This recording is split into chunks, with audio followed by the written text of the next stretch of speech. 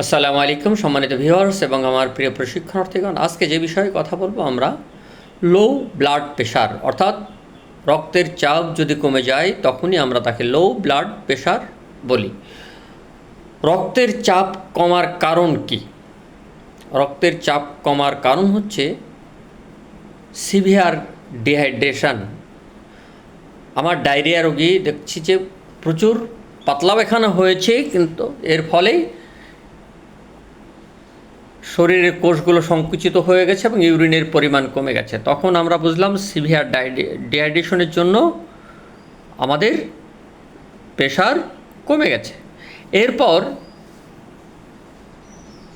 আমরা hypertension drug যেমন নিপিডিপিন capsule আকারে পাই। এটা যদি জিহ্বার নিচে আমরা 2 থেকে 1 ফোঁটা 2 ফোঁটা এরকম দিয়ে থাকি, এটা ছিদ্র করে জিহ্বার নিচে দিয়ে থাকি, তাহলে কয়েক মিনিটের ভিতরেই প্রেশারটা কমে যায়। কিন্তু এর মাত্রা যদি লেথাল ডোজ হয় অর্থাৎ ডোজে বেশি হয় তখনই রোগী প্রেশার কমে যায়। এরপর হরমোন জাতীয় কিছু ঔষধ আছে, দীর্ঘদিন যদি আমরা সেবন করি এর ফলেও কিন্তু আমাদের প্রেশার কমে যায়। এরপর হাড়ে কোনো সমস্যা থাকলেও প্রেশার কমে যায়। তাছাড়া আর কি কারণ হতে পারে? ডিইউবি ডিসফাংশন অফ ইউটেরাইন ব্লিডিং, কোনো কারণেই যদি আপনার ইউটেরাস থেকে রক্তক্ষরণ হয় সে কারণেও প্রচুর রক্তক্ষরণের কারণে ব্লাড কমে যেতে পারে। এরপর হিট স্ট্রোক, বিশেষ করে গরমের সময় আমরা রোদ্রে কাজ করি, এর ফলে প্রচুর সোয়েটিং হয়। সোয়েটিং হওয়ার পরে লবণের মাত্রা দেহে কমে যায় এবং প্রেশার কমে যায়। এরপর মেজর অ্যাক্সিডেন্ট, কোনো অ্যাক্সিডেন্টজনিত কারণে প্রচুর রক্তক্ষরণ হলেই সে কারণেও প্রেশার লো হতে পারে। কারণ আমরা জানি যে আমাদের রক্ত প্রধানত দুটো পথেই চলে, শিরা এবং ধমনী। এছাড়াও রক্তজালিকায় চলে পরিমিত, খুব কম। মূল দুটো পথ যদি কোনো কারণে ইনজুর হয়ে যায় তখন ওখান থেকে প্রচুর পরিমাণ রক্তক্ষরণ হয় এবং কী হয়, প্রেশার কমে যায়। এই প্রেশার কমাকে আমরা দুটো স্টেজে ভাগ করেছি, অ্যাকিউট এবং ক্রনিক।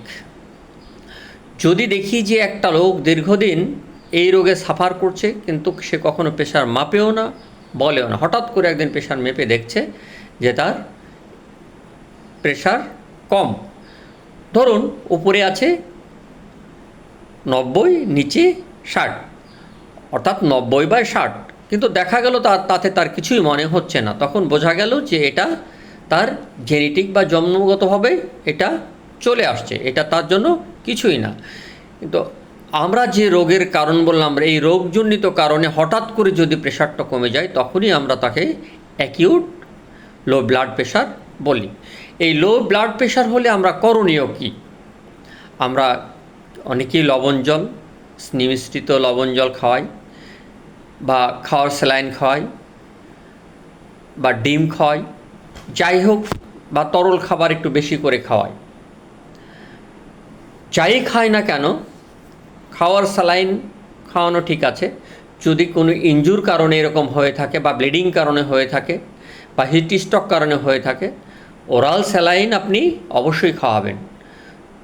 যদি কিডনির সমস্যা থাকে, ওরাল স্যালাইনের মধ্যে যে পরিমাণ সুগার, পটাশিয়াম, সোডিয়াম আছে তার জন্য এটা এত বিপজ্জনক না, বিশেষ করে কিডনি রোগীর জন্য।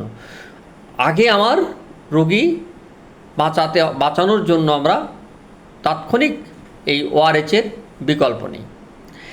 এখন কথা হচ্ছে, যদি রোগীটা আমাদের এই লো ব্লাড প্রেশার অবস্থায় সিভিয়ার চলে যায়, অর্থাৎ সংকটাপন্ন অবস্থায় চলে যায়, তাহলে আমরা কি করব?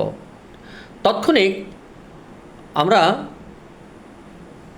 বিশেষ করে সচরাচর গ্রাম অঞ্চলে কিছুই থাকে না, অন্তত একটা নর্মাল স্যালাইন র্যাপিড দিয়ে রোগীটাকে হাসপাতালে পাঠাতে হবে, অর্থাৎ যত দ্রুত সম্ভব হাসপাতালে পাঠাতে হবে একটা নর্মাল স্যালাইন পুশ করে।